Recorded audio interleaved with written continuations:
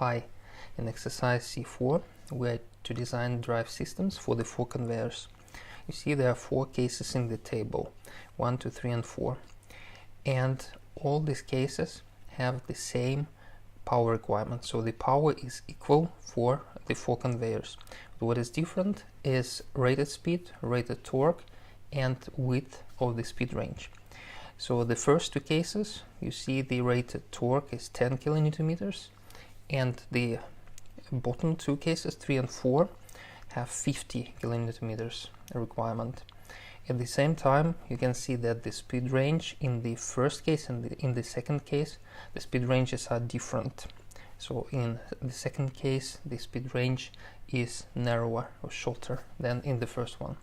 So what we are to find out in this case is how the rated torque affects the drivetrain and how the width of the operational speed range affects the drivetrain design.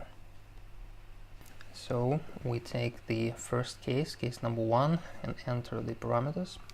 We work with direct drive, do not use any gearbox because the speed is high enough for the direct drive solution. So we choose one of the variants we see, the curves are okay.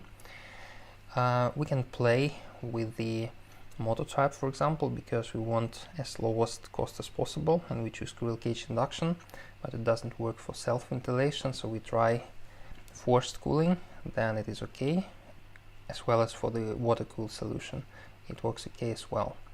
So we always should choose the motor variant and then go and check frequency converter, it works fine. So we can then find the cost of this solution.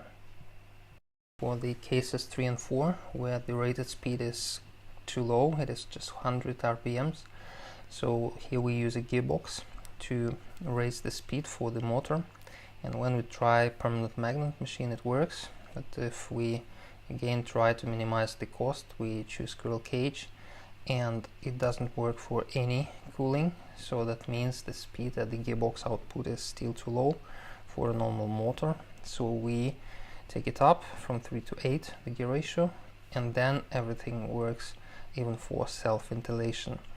So this is the way you can play with parameters in DriveConstructor. So please do not forget to investigate the different speed ranges. Thank you for watching.